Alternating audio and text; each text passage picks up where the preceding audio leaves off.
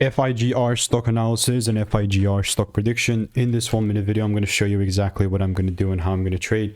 I'm the only guy in this space that's done this for 46,000 videos and documented them all. It's taken me 5 years, but at least I've seen what's working for me and what's not. And especially here, first thing on the list with FIGR Technology Solutions is that going to be that it's a bearish range.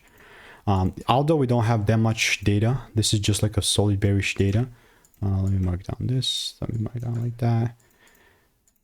Here's my supply zone. The only thing that would matter to me is a full candle close above 34 bucks to make this bullish. Other than that, I'm ready.